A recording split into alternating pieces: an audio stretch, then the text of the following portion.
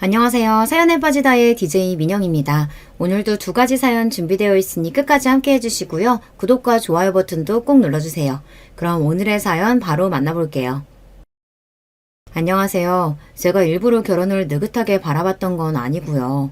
별 생각 없이 하루하루 살다가 보니까 어느새 20대 나이를 다 보내고 말았더라고요. 30대에 들어서고 나서야 슬슬 결혼 생각이 들기 시작했었고요. 하지만 마음이 그렇다고 해서 성급하게 결혼이라는 문턱을 넘어서면 왠지 안 될 것 같았어요. 그래서 신중하게 굴었습니다. 어설픈 인연과 인생의 동반자가 되고 싶지는 않았거든요. 저는 제 친정 부모님의 결혼 생활 모습을 통해서 결혼이란 신중해야 하며 상대에 대해서 잘 알고 확신이 있을 때만 결혼을 해야 한다는 생각을 가지게 되었던 사람이에요. 그러니까 마음이 급하다고 해서 굳이 서두르고 싶지는 않았던 거예요. 그러던 제가 함께 있으면 너무나도 즐겁고 시간이 가는 줄 모를 만큼 대화가 잘 통하면서도 편안하고 그래서 미래를 함께 걸어가고 싶은 인연을 드디어 만나게 되었습니다. 3살 연하의 제 남편이었습니다. 남편은 평범한 직장인이었고 그건 저도 마찬가지였습니다. 연애를 하는 동안 남편이 어떤 사람인지는 알게 되었어도 그 집안 배경이 어떤 건지는 잘 몰랐어요. 솔직히 말해서 뭐 그렇게 특별할 게 있을까 싶었고요. 집안이 거기서 거기인 법이라고 막연히 생각했었어요. 제가 봐오고 겪어온 남편이라는 사람이 되게 무난한 사람이라서 그랬나 봐요. 결혼 생각이 잘 통했고 그렇게 결혼하기로 약속을 하고 난 이후부터 펼쳐진 반전 드라마에 제 정신이 어질어질하게 될 줄은 상상도 못했었네요. 절대 안 된다. 내 눈에 흙이 들어가도 절대로 허락 못해. 초장부터 매서운 시어머니의 반대에 부딪혔습니다. 생각지도 못한 난관이었어요. 남편도 설마 이런 반응을 마주할 줄은 몰랐다고 하면서 적잖이 당황해했어요. 왜냐하면 시어머니께서 당신의 아들에게 연애 간섭을 하신 적이 없었기 때문입니다. 너무 나이 먹기 전에만 결혼하라는 그런 정도의 무난한 소리만 아주 가끔씩 하셨다고 그랬어요. 그래서 남편은 시어머니께서 설마 이렇게까지 단호하게 반대를 하실 줄은 예상하지 못했던 거예요. 네가 설마 이렇게까지 수준 떨어지는 여자를 만날 줄 몰랐지? 네? 수준? 엄마, 수준이라뇨. 이 사람이 뭐가 어디가 어때서요? 그걸 굳이 내 입으로 다 이야기를 해야 하니? 이미 하나부터 열까지 수준이 뒤떨어져 있는데 굳이 왜 확인 사살을 받으려고 해? 내 입만 아프고 네 맘만 아프게. 엄마, 진짜 이러실 거예요? 남편은 눈이 뒤집어져서 화를 내기 시작했죠. 제가 여기서 남편을 만류하면 남편의 입장이 우스워질 것 같기도 했고 그렇다고 두둔을 하자니 시어머니께 제대로 밉보이게 될 것 같아서 이러지도 저러지도 못하는 입장이었습니다. 남편이 평소에 자기 가족들과 어떤 관계로 지내왔는지는 솔직히 제가 잘 모르고 있었으나 불효막심한 인물은 아니었을 거라고 확신했기에 저 때문에 모자 사이에 균열이 생길 것 같아서 좌불안석이었고요. 일단 집안부터 탈락이잖아. 이혼 가정 집구석? 나는 절대로 그따위 집구석이랑 사돈 맺을 생각 없으니까 그런 줄 알아라. 어디 결혼할 여자가 없어서 부모가 이혼한 여자하고 결혼을 하겠다 그래? 그건 이 사람의 잘못이 아니잖아요. 오히려 이 사람은 자기 의사와는 전혀 상관없이 이혼 가정이 되는 바람에 피해를 입었다고요. 피해자를 불쌍하게 봐주진 못할 망정 비난을 하면 안 되는 거잖아요. 그래, 네 말이 맞다. 피해자. 부모가 멋대로 이혼해버리는 바람에 손도 못 쓰고 이혼 가정의 자식이 되어버렸으니 피해 입은 건 맞지. 하지만 그렇게 따지면 한도 끝도 없어. 몹쓸 범죄당한 피해자? 너무 안 됐고 불쌍하지. 그 피해 돕기 위해서 모금운동 일어난다면 나는 기꺼이 몇 푼 보태줄 거야. 하지만 그 피해자가 내 자식하고 결혼한다 그러면 그건 반대인 거야. 세상에 얼마나 많은 사람들이 있는데 왜 하필 그런 인물이 내 자식하고 결혼한다고 그래? 그리고 내 자식은 왜 하필 그런 인물하고 결혼을 하려고 하는 걸까? 이런 생각부터 드는 게 어쩔 수 없는 부모 마음이야. 이혼 가정이 요즘 세상에 얼마나 널렸는데 그거 그렇게 이상한 일이라고 생각하지도 않고 큰 흠으로 보지도 않아. 그냥 내 며느리만 그런 경우가 아니면 되는 거야. 알아듣겠니? 하필이면 내 며느리가 굳이 이혼 가정에 자식일 필요는 없다는 거야. 나는 절대 용납 못한다. 가슴에 비수가 날아들어 박히는 것만 같았습니다. 이혼 가정. 네, 저희 친정 부모님이 이혼을 하신 경우였기에 이혼 가정의 자식이 맞았습니다. 두 분이 이혼을 하신 후에 저는 친정엄마와 쭉 살아왔고요. 엄마는 재혼을 안 하셨습니다. 앞으로도 영영 누군가와 다시 부부로 살 생각은 없다고 못을 박아두신 분이었고요. 그래서 저에게는 아버지 자리가 공석이었습니다. 왜냐하면 친정 아버지는 재혼을 하셨기 때문이에요. 새로 가정을 일구셨어요. 당신의 인생에서 엄마라는 여자는 없었던 것처럼 그렇게 여기고 싶어 하셨고요. 그렇기 때문에 저는 아버지가 없는 것이나 마찬가지였으나 그분이 멀쩡히 살아계시기 때문에 아예 안 계신 것은 아닌 그런 입장이었습니다. 그래서 부모님의 이혼 사실을 결혼할 집안에 숨기는 건 어렵다고 생각했었고 이혼 가정이라는 걸 밝히는 게 무슨 대수겠냐 싶기도 했습니다. 설마 이렇게 트집이 잡힐 줄은 몰랐어요. 너무 상처가 되어서 망연자실했고 남편은 하필이면 이혼 가정의 며느리를 맞이하고 싶지 않다는 시어머니의 뜻이 뭔지는 알겠으나 어쨌든 제가 어렸을 때 부모의 이혼을 겪은 불쌍한 피해자이기 때문에 그런 잣대를 들이미는 건 너무 잔인하고 냉정한 거라며 목소리를 높이고 있었습니다. 남편은 당연히 저희 부모님이 이혼하신 걸 진작 알고 있었으니까 이 문제에 있어서 아무렇지 않았기 때문에 시어머니와 맞선 것입니다. 그러나 시어머니께서는 이제 아예 저를 삿대질하시며 남편을 향해 이렇게 말씀하셨어요. 나이가 많은 것도 마음에 안 들어. 나는 네가 너보다 더 나이 많은 여자하고는 결혼 안 했으면 한다. 연상이 웬 말이야, 연상이? 연상이면 뭐가 어때요? 3살밖에 차이 안 나고 지금도 거의 동갑처럼 친구처럼 지내고 있어요. 결혼해서 나이 들어가면 3살 차이는 아예 안 느껴질걸요? 같이 늙어가는 마당에 그 정도 나이 차이가 무슨 대수겠어요. 또박또박 말 잘하는 남편을 바라보며 시어머니께서는 더욱 내 아들 쪽이 아깝다는 기색이 되셨습니다. 그런 와중에도 저는 신랄한 시어머니의 언변 앞에서 조금도 기죽지 않고 다 받아치고 있는 남편의 놀라운 면모가 외탁을 한 게 아닐까 싶은 생각이 들어서 속으로 쓴 웃음이 나왔고요. 이래나 저래나 두 사람은 서로 닮아있는 부모 자식간이었습니다. 그런 두 사람 사이에 저라는 균열이 끼어든 모양새였고요. 생긴 것도 싹 다 마음에 안 들고 이혼 가정인 점도 마음에 안 드는데 그걸 보완할 만한 장점이 하나 없는 게 너무한 거라는 생각이 안 드니? 확 어리다는 장점이라도 들고 오던가. 심지어 연상이라니. 최악이구나. 연상이라서 더 좋은데요. 엄마, 여자가 남자보다 평균 수명도 길다고 하잖아요. 나이 차이가 많은 것도 아닌데 제발 3살 연상 정도는 너그럽게 봐주세요. 네가 완전히 콩깍시다 씨다 못해 정신이 쏙 빠져버렸구나. 내 눈에는 암만 해도 닳고 다른 여자로 보여. 네? 뭐가 어떻다고요? 닳고 달아요? 바로 그때 시어머니의 입에서 충격적인 표현이 나왔고 저는 심장이 멎는 줄 알았습니다. 남편도 믿기지 않는다는 듯이 계속해서 되물었고요. 시어머니께서는 제 쪽을 흘겨보시며 이렇게 말씀하셨어요. 원래 빼어난 미인보다 저렇게 어설프게 생긴 것들이 남자 더 밝히고 거침없고 수다보는 척하면서 남자들 사이에 잘 들어가는 법이야. 여자들의 세계가 그래. 너는 철저히 닳고 다른 손바닥 위에서 놀아나고 있는 거라고. 너 하나 잘 물어서 시집 잘 가서 자기 팔자 펴보라고 혈안된 저 모습이 네 눈에는 정말 안 보이니? 이 엄마만 저 본색을 알아보는 거야?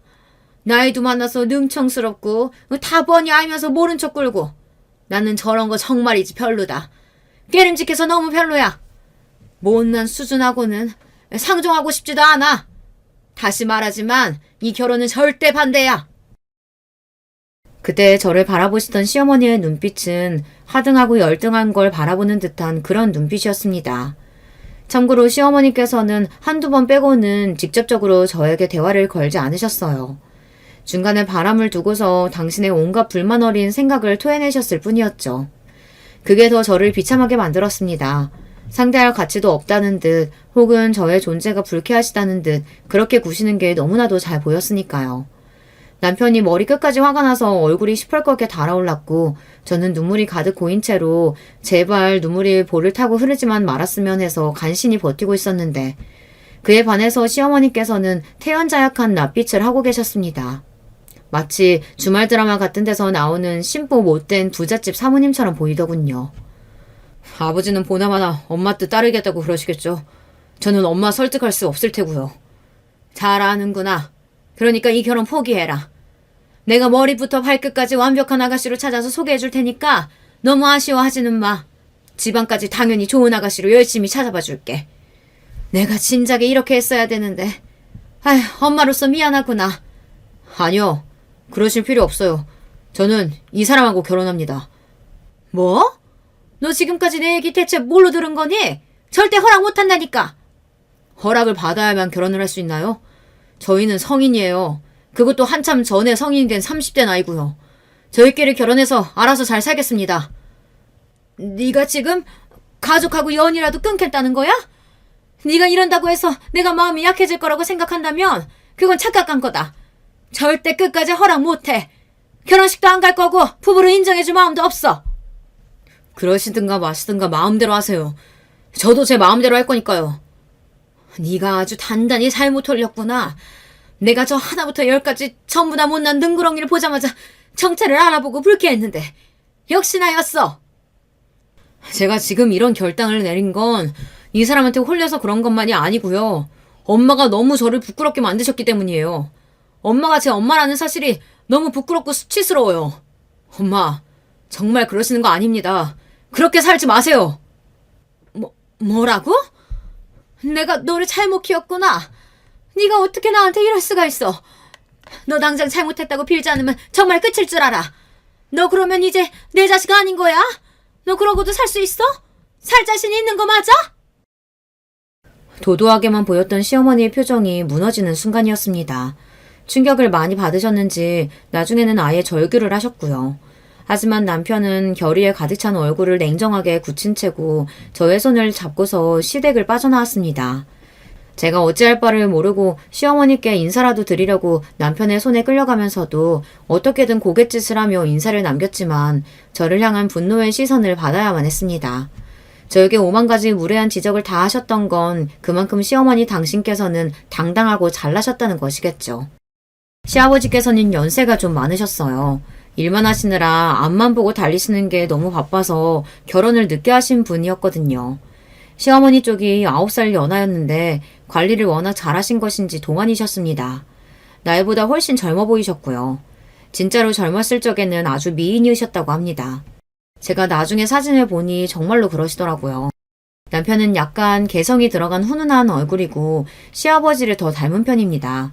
대신 체형이 시어머니 쪽을 닮아 호리호리하고요.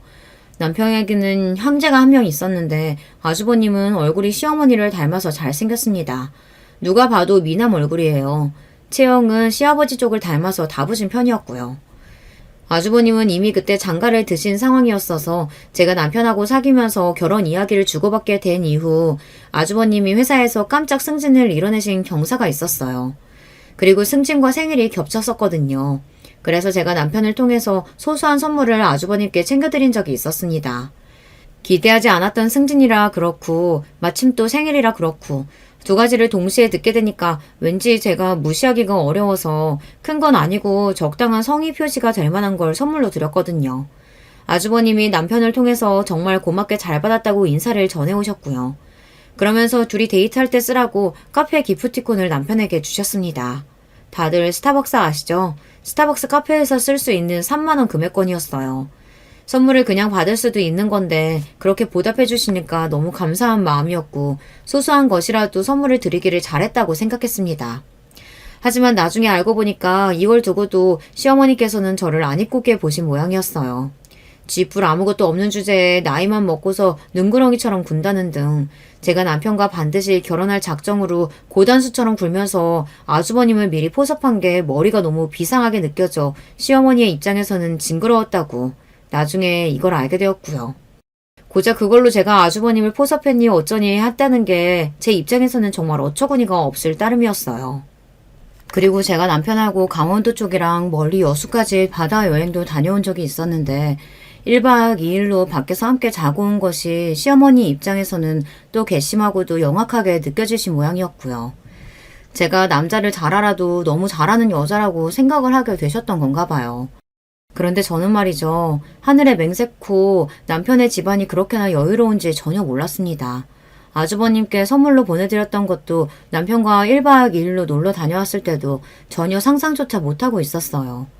이제 본격적으로 양가의 결혼 이야기를 알리고 인사를 드리자고 이렇게 되었을 때부터 그제서야 제가 남편이 어떤 집안에서 나고 자란 인물인지 알게 되었던 것입니다. 시아버지께서 젊으셨을 적 사업을 시작해서 제법 성공 궤도에 올려놓으셨던 분이었고요. 그러느라 결혼도 늦게 하셨죠. 제법 사학가의 면모를 갖추시게 된 다음에는 시어머니 같은 9살 연하의 미인과 결혼을 하실 수 있었습니다. 아들 둘이 태어나고 난 뒤에는 몇 년간 답보 상태에 머물러 있던 사업장에 변화를 꾀하셨고 그때 시아버지께서 정말 큰 성공을 거두셨던 거예요.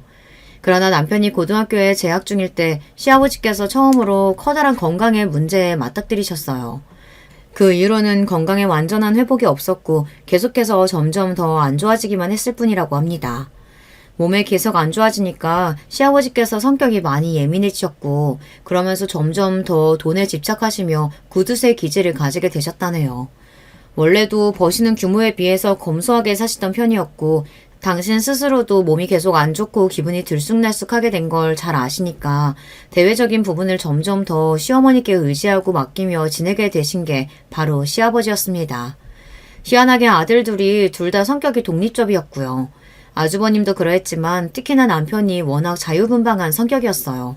어디에 구애받거나 얽매이는 것을 어렸을 때부터 싫어했다고 합니다.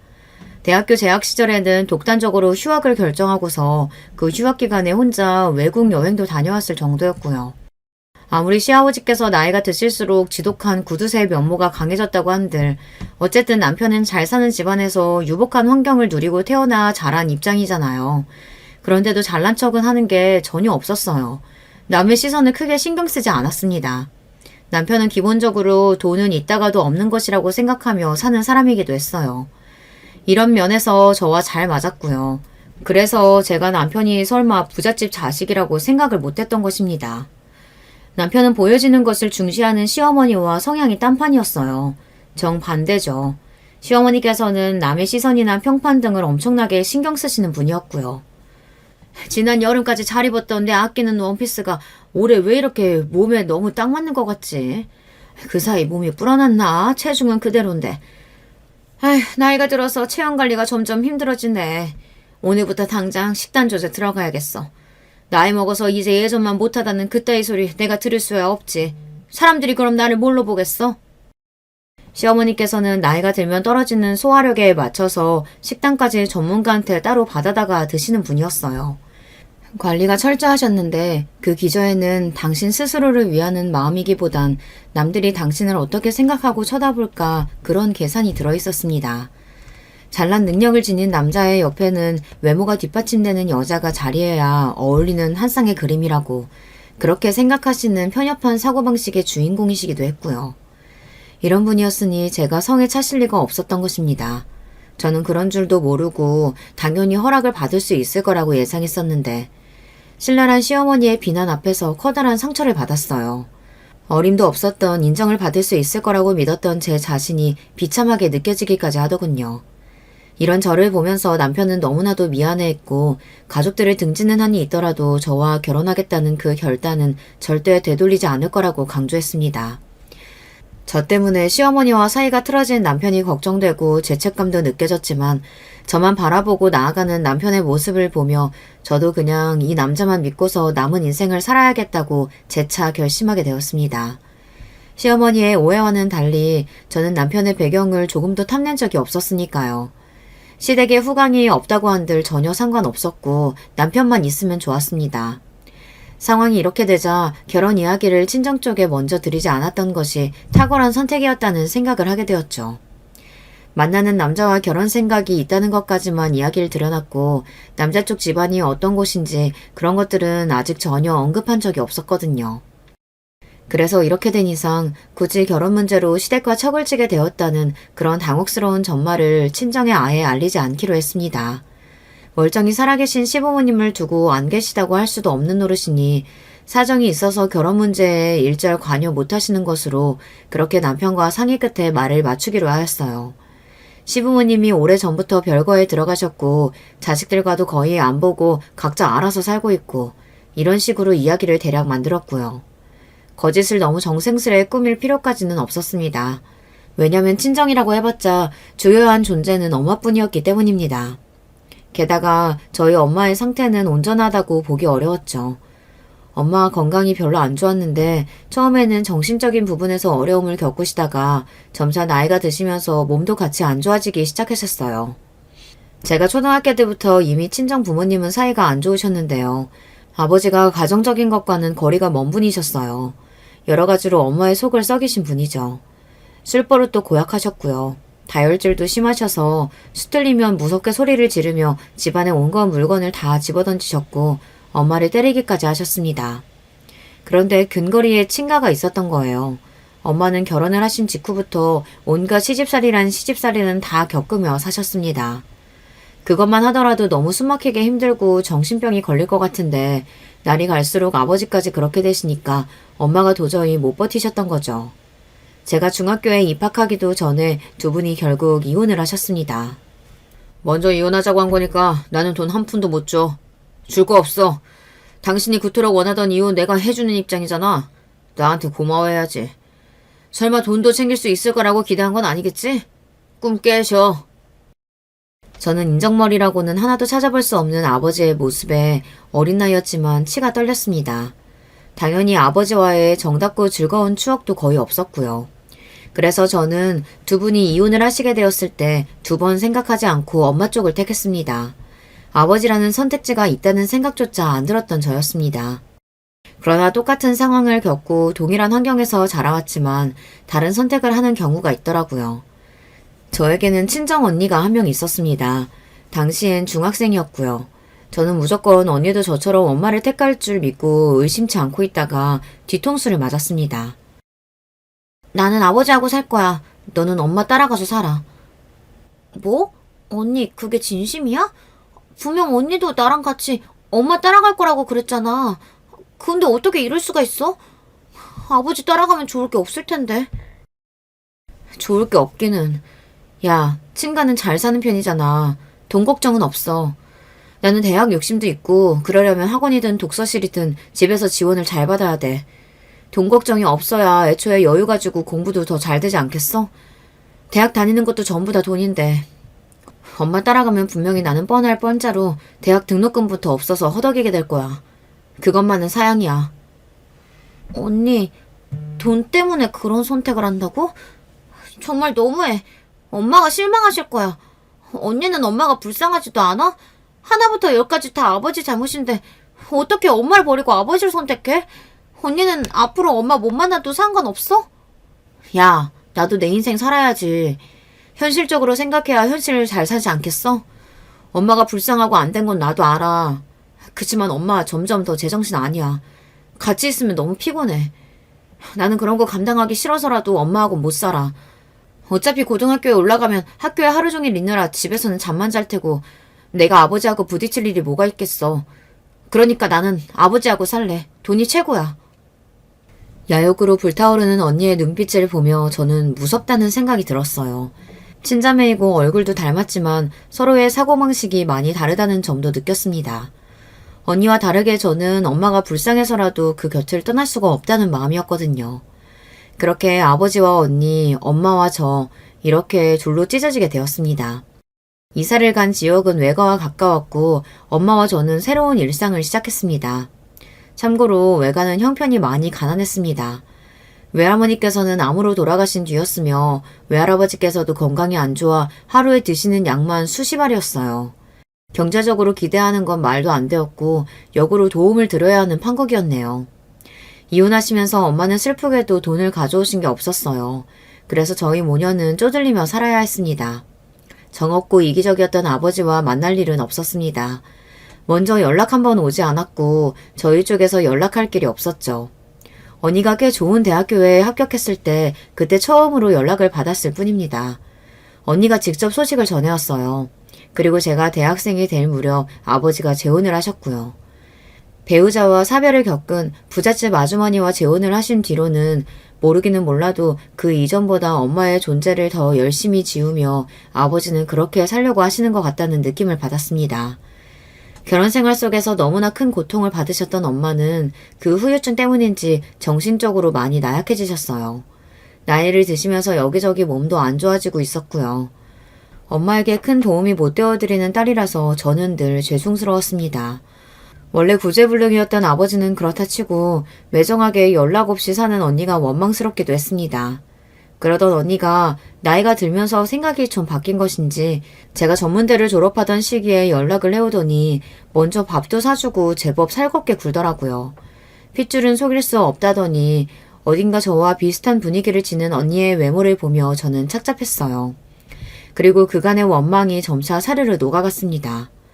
언니는 엄마에게 죄송하다고 했어요.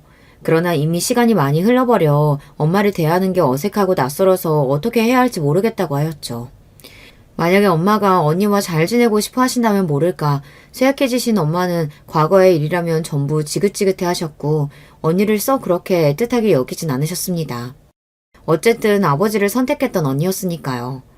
그리고 여전히 계산기를 철저하게 두드리며 사는 언니였으니까요.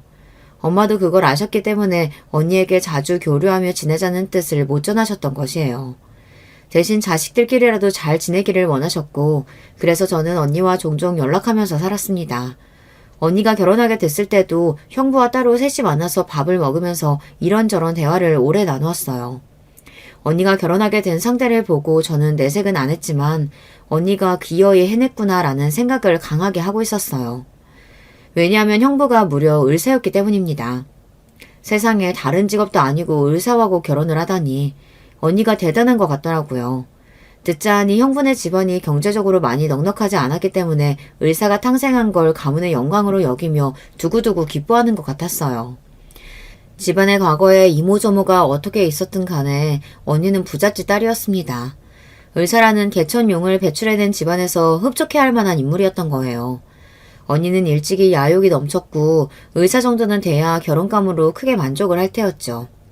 그런데 저는 형부가 의사가 아니었어도 언니랑 잘 맞았을 거라는 인상을 받았어요.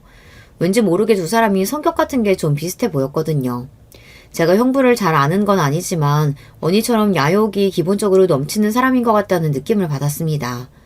저는 아버지와 직접적인 교류가 없이 지냈고 언니를 중간에 두고서 소식만 전해들었어요. 아버지와 재혼하신 언니의 계모와는 아무런 접점도 없었고요. 그분이 먼저 저를 만나고 싶어 하시면 모를까. 근데 그럴 일이 없었습니다.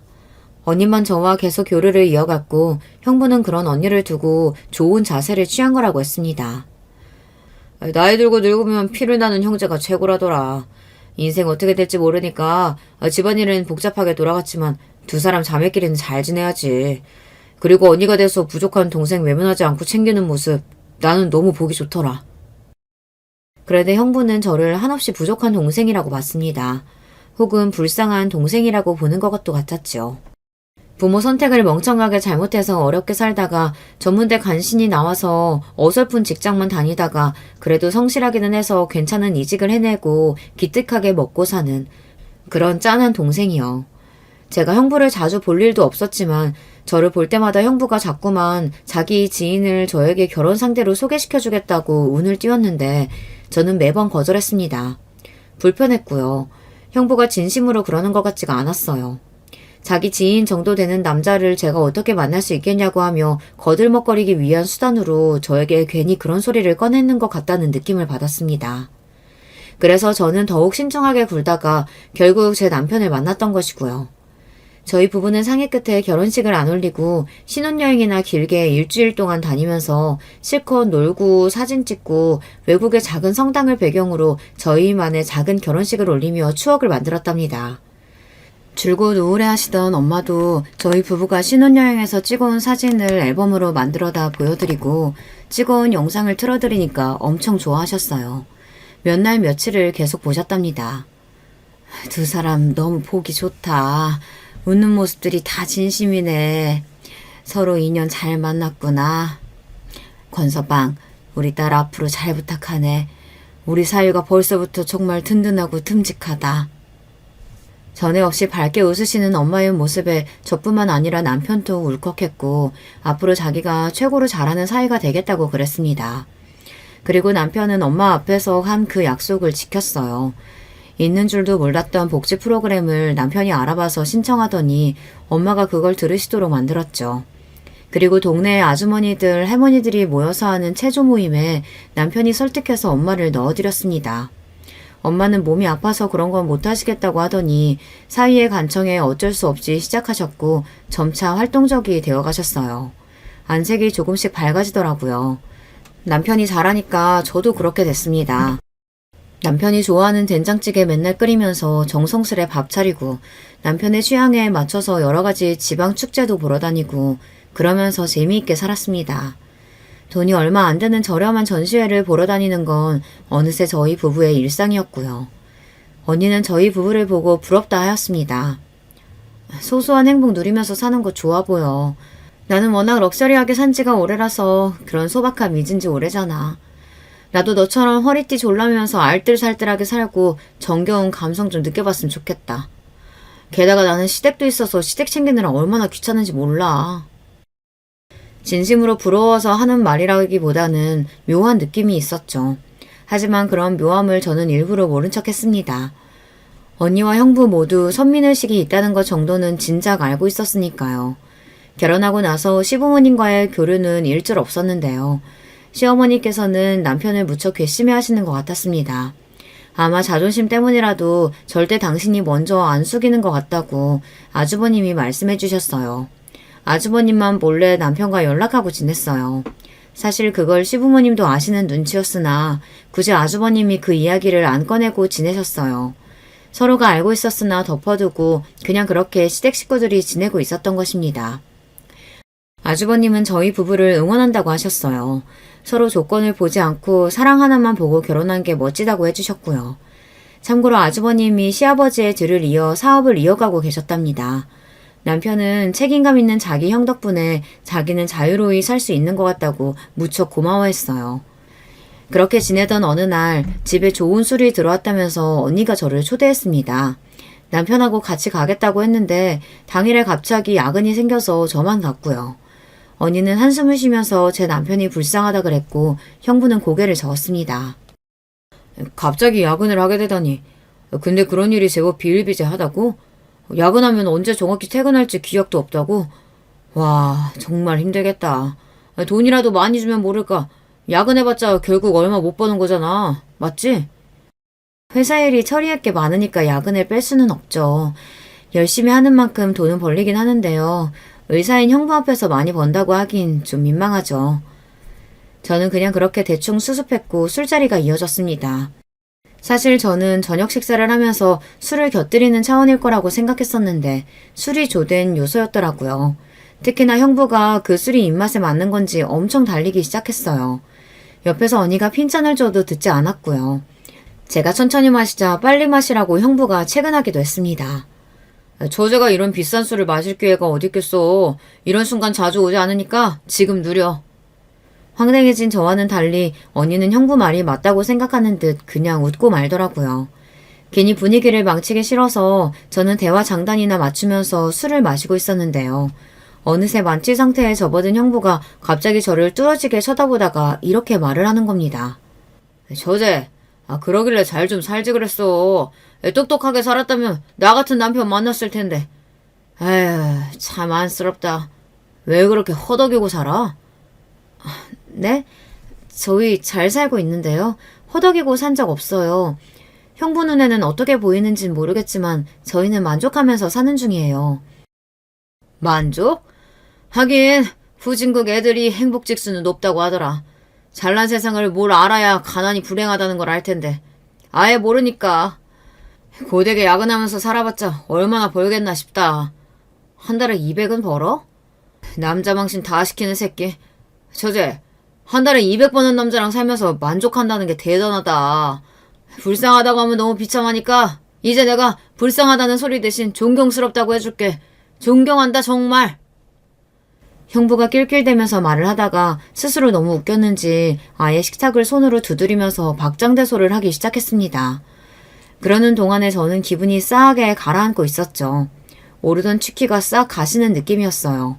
찬물 세례를 맞은 것만 같았습니다. 지금 뭐라고 하셨어요? 저를 비웃으시는 건 100번 양보해서 참을 수 있어요. 그런데 제 남편을 비웃으시다뇨. 이 자리에 있지도 않은 사람을 조롱하는 건 너무 비겁하잖아요. 아이, 화가 나셨어요? 그러길래 잘 좀 살지 그랬어. 결혼도 잘 좀 하지 그랬냐고. 제가 정색을 했는데도 만취한 형부는 정신을 못 차리고 연신 낄낄대면서 저에게 삿다지를 날렸습니다. 저희 부부의 사는 모습이 마치 웃겨 죽겠다는 듯이 의사가 보기에는 저희 부부의 사는 모습이 마치 불가촉 천민이 사는 모습이라도 된다는 듯이 여태까지 형부가 보여왔던 태도가 있었기 때문에 그 저희를 저는 느낄 수가 있었습니다. 제가 애써 일부러 모른 척 해왔던 그 저희 말입니다. 지금 이건 너무한 거 아니냐고 떨리는 목소리로 언니한테 물었더니 하나도 안 심각한 표정을 지으며 그저 난감하단 말투를 내더군요. 많이 취했나 봐. 네가 이해해줘. 그리고 네 형부가 그런 삶을 몰라서 그래. 모르긴 뭘 모르나요. 형부는 원래 부자도 아니었으면서 기가 막히죠. 그런 삶이라니? 너도 알잖아. 내가 무슨 이야기 하는 건지. 우리는 아무래도 사는 수준이 다르다 보니까. 정말 어이가 없었습니다. 아예 말이 안 통하겠더라고요. 너무 화가 나서 당장 자리를 박차고 나왔습니다. 두 사람 다 저를 잡는 신용도 안 하면서 술 깨고 나면 화풀 나는 소리나 했다는 게 정말 대단한 것 같아요. 술 깨고 나면 정신 차려야 하는 건 두 사람 같은데 말이죠. 집에 왔더니 남편이 마침 씻고 나오는 참이었습니다. 저보고 잘 놀다 왔냐면서 해맑게 묻는 남편의 얼굴을 보자마자 속상해서 죽을 것 같아졌어요. 그래서 피곤한 남편을 붙잡고 별별 소리를 다 해버리고 말았습니다. 언니네서 무슨 일을 겪었는지, 형부가 무슨 소리를 했는지, 그리고 여태까지 느껴왔던 미묘한 것들을 다 이야기했어요. 당신이 나 때문에 그런 취급 당한 게 그 어떤 것보다도 속상해. 당신한테 미안해 죽겠어. 나 이제 그냥 언니랑 형부 둘 다 안 보고 살까봐. 그리고 남편은 속상해하는 저를 되려 달래주었고 표정은 내내 침착하게 가라앉아 있었습니다. 자기 전에 남편이 저한테 자기도 생각이 있다고 그러더군요. 그냥 넘어가지 않을 거라고 했습니다. 저는 남편이 어떻게 행동하든 따르겠다고 했어요. 이튿날 생각지도 못한 일이 벌어졌습니다. 형부가 일하는 병원 앞에 도착한 고급 세단 차량이 있었죠. 기사가 뒷문을 열어주었고 그 안에서 내린 사람은 아주버님이었습니다. 아주버님은 건너 지인을 한번 통해 병원장과 인맥이 있는 분이었어요. 당장의 아주버님 앞으로 형부가 소환이 되었습니다. 이렇게 군우게 유치하더라도 별 수 없어. 내가 참을 수가 있어야지. 당신 뭐야? 당신이 뭔데 내 하나뿐인 동생을 무시해? 의사 나부랭이 주제. 죄송합니다. 정말 몰랐습니다. 모르고 그랬습니다. 그리고 착한 재수씨는 왜 못살게 건드려? 정말 죄송합니다. 앞으로 절대 안 그러겠습니다. 제가 잘 모르고서 실수를 했습니다. 자신이 의사라는 사실에 자부심이 하늘을 찔렀던 형부는 기세가 드높은 아주버님 앞에서 단번에 나부랭이 취급을 받고 깨갱 꼬리부터 말았습니다. 형부가 병원 사람들이 보는 앞에서 개망신을 당하고 식은땀을 흘리고 있을 무렵 저는 언니를 만나고 있었습니다. 연차를 쓰고 쉬는 날이었기에 아무래도 언니와 제대로 대화를 나눠보고 단판을 지을 생각이었거든요. 결의에 찬 표정으로 방문한 저와는 달리 언니는 여유로운 표정이었고 늘 그렇듯 일부러 꾸며내는 우아하고 여유로운 기색을 두고 있었습니다. 저에게 차 한 잔 마시겠냐면서 숙취에 좋은 따뜻한 차를 골라보겠다며 언니가 떠들고 있던 바로 그때였습니다. 예고에 없던 방문객이 찾아온 겁니다.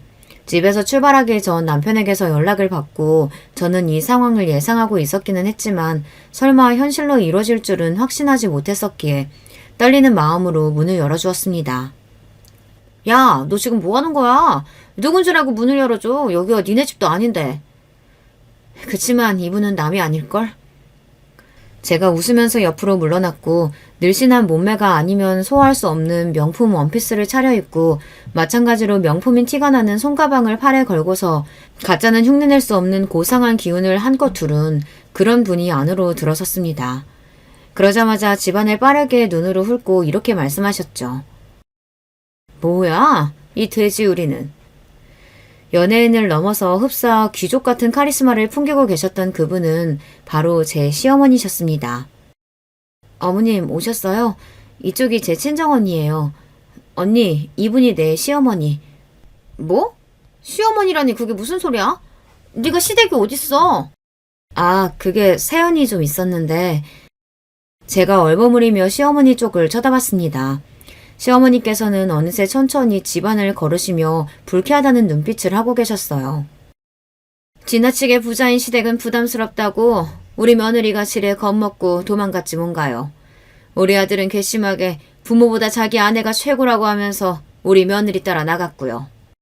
우리 며느리가 제발 마음을 열어주기만을 기다려왔는데 이제서야 며느리의 도리를 하고 살고 싶다며 연락 왔길래 내가 이렇게 여기로 달려온 거예요. 시어머니께서는 연신 못마땅한 눈길로 집안을 훑어보며 언니를 향해 말씀하셨습니다. 언니는 완전히 넋이 나가 있었고요. 부잣집 시댁이라니 왜 여태 이런 얘기 안 한 거야? 내가 언니한테 굳이 다 이야기할 필요는 없잖아. 그리고 언니 자존심에 금 갈까봐 그랬어. 형편 좀 좋은 새엄마 생겼다고 기세등등하고 의사 남편 생겼다고 세상을 다 가진 것처럼 굴고 그러면서 나를 낮잡아봤지. 내가 그런 언니를 다 봐왔는데 어떻게 내가 비교 불가로 대단한 시댁을 두고 있다고 말을 할 수가 있었겠어. 언니가 자존심에 상처 입고 쓰러질까봐 말 못했어. 근데 내가 어제는 술을 좀 많이 마셨잖아. 그러면서 평소에 안 하던 쪽으로 생각을 좀 하게 되더라고. 제가 한마디 한마디 뱉을 때마다 언니는 쓰러질 듯 휘청거렸습니다. 시어머니께서는 눈살이 찌푸리며 부엌을 쳐다보고 계셨죠. 아휴, 식기 좀 봐. 싸구려 천지네. 그렇게 중얼거리신 시어머니께서는 이런 수준 낮은 집에 더 있고 싶지 않다며 저에게 이만 가자고 하셨고 저는 공손하되 수긍을 해드렸습니다.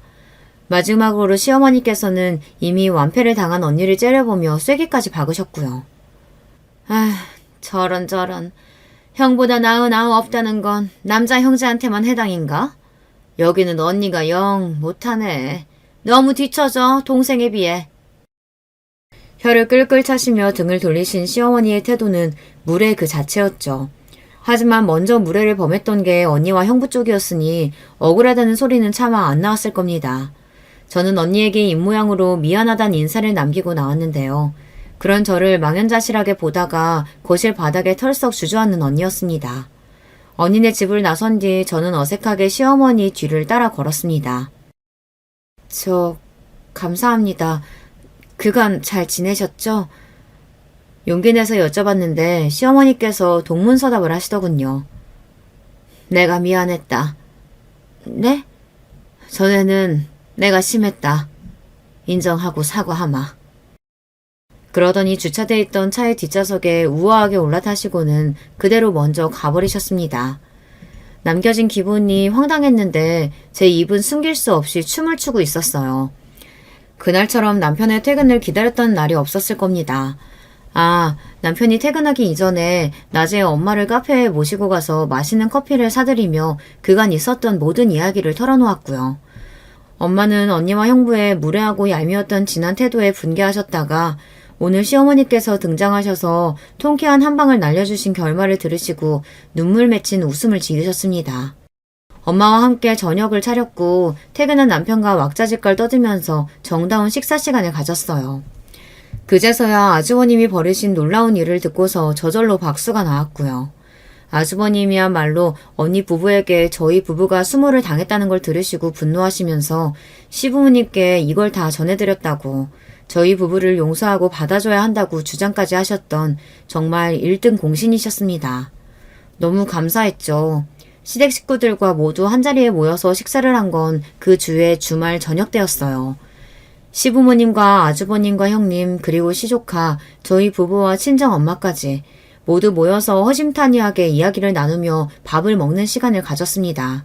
이게 꿈인지 생신지 분간이 안 가고 긴장도 됐지만 즐겁고 들뜬 기분이었습니다. 결국 시부모님께서는 진심으로 남편을 미워하거나 원망할 수 없었던 자식이 못 이기는 부모셨다는 걸 그 자리에서 저는 느낄 수 있었네요. 지난 일은 다 잊고 앞으로 저는 시댁에 잘하는 며느리가 되어야겠다는 다짐이 들었답니다. 제가 시어머니의 눈높이를 절대 맞출 수는 없겠지만 시작이 반이라고 하니까요. 온통 설렌 기분이었네요. 그리고 언니하고 형부 말인데요. 당연히 납작 엎드렸고요. 저희 부부의 눈치를 보느라 함부로 말 한마디 먼저 못 꺼냈습니다. 내가 그동안 두 사람하고 워낙 친하게 지내고 싶은 마음에 친근하게 굴려고 하다 보니까 의욕이 너무 앞서서 실수를 많이 했던 것 같아. 정말 미안해. 형부가 식은땀을 삐질삐질 흘리면서 자존심 다 젖고 저희 부부 앞에서 누나를 조심스레 굴리던 그 모습은 앞으로 영원히 안 잊혀질 것 같네요. 그날은 저희 부부가 새로 마련한 보금자리에 언니 부부가 집들이 겸 인사를 왔던 날이었어요. 아무리 그래도 이사를 했는데 아예 연락을 안 하는 건 좀 아닌 것 같아서 자랑도 할 겸 초대를 한 건데요. 언니는 집을 둘러보더니 계속 얼이 빠진 상태였고요. 형부는 망연자실해 하다가 조심스레 입을 열었던 것입니다. 그 후로도 자꾸만 미안하다고 앞으로 잘해보자고 그랬는데 저희 부부의 반응은 시큰둥하기만 했죠. 갈 때 보니까 언니는 눈물을 찔끔 흘리는 것 같았습니다. 에휴, 그러길래 길고 짧은 건 대봐야 하는 게 인생인데 왜 그렇게 섣불리 두 사람 다 치사하게 굴었던 걸까요? 그 덕분에 앞으로 절대 자만하지 말고 겸손하게 살아야겠다는 교훈을 저는 얻었답니다. 안녕하세요. 저는 유튜브 들어갈 때마다 어떤 사연이 새로 올라왔나 꼭 확인하고 들어보는 사람이에요. 특히나 운전할 때 틀어놓으면 좋더라고요. 차에서 안 틀어놓아 보신 분이라면 한번 해보시기를 제가 추천드릴게요. 학창시절에 저는 독서하는 것도 좋아하고 애청하는 라디오 프로그램도 늘 2개 정도는 갖추고 있던 아이였죠. 감수성 짙은 학생이었어요. 그러니까 다 큰 어른이 된 지금도 사연에 빠지다 채널 같은 걸 찾아 듣는 거겠지만요. 책에서 접하는 지혜에 따르면 확실히 나이가 든 어른일수록 세상을 많이 알고 성숙했습니다. 하지만 제가 직접 겪은 세상은 꼭 그렇지만도 않았어요. 친정 부모님께서는 다 큰 어른이 되어 서로를 만나셨고 자식도 보신 분들이었지만 서툰 부분도 많으셨고 실수와 잘못을 저지르셨으니까요. 그리고 가장 그런 생각에 확신을 심어주는 존재가 바로 제 예비 시아버지셨습니다. 편의상 예비 시부라고 칭할게요. 예비 시부께서는 사람의 성숙도가 나이에 달려있지 않음을 저로 하여금 깨닫게 해주신 분이셨습니다. 처음 뵈었던 날 넉살 좋게 금세 저를 향해 말씀을 낮추셨는데요. 그 호탕하고 친근하신 모습까지는 좋았습니다. 그런데 저를 어이라고 부르시는 건 좀 아니다 싶었네요. 어이, 우리 창선이를 만나면서 뭐가 가장 좋았어? 창선이 이놈이 자기 형제 중에서 나를 가장 많이 닮은 특별한 놈이라 아주 여러모로 싫어해. 네? 저는 그냥 창선 오빠의 모든 부분이 다 마음에 들었어요. 그러니까 결혼하기로 했죠. 어이, 그런 대답은 필요 없어. 사람이 늘 확실하게 입장 표명을 하면서 살아야 하는 거야. 우리 창선이 놈이 어디가 가장 대단하고 실했는지 그걸 딱 말하란 말이야. 어이, 알겠어? 아버님, 정말 죄송한데 한 가지 여쭤봐도 될까요? 지금 어이라고 하시는 게 그냥 추임새인가요? 아니면 저를 부르시는 방식인가요? 어이, 대답은 뭉뚱그려 하면서 이런 건 또 대단하게 구체적이네? 어이, 그런 것까지는 몰라도 돼. 내가 어이라고 부르든 말든 그건 괴념치 말고 나와 커뮤니티를 하면 되는 거야. 커뮤니티요? 아버님, 혹시 커뮤니케이션을 말씀하고 싶으셨던 건가요? 그냥 대충 알아들을 것이지 왜 집요하게 굴어서 나를 망신을 주려고 들어? 하지만 나에게는 어림도 없어. 나 김호철이는 그런 것에 굴하지 않아. 어이, 내가 바로 남자답기로는 나훈아를 2수, 3수 아래로 꺾은 남자야. 네. 저를 어이라고 부르시는 거였군요. 이제 알겠네요. 저에게 질문하신 것에 확신한 답을 드리자면 창선 오빠는 자기 개발하겠답시고 퇴근 후에 영어 공부를 따로 하는 모습이 가장 실합니다.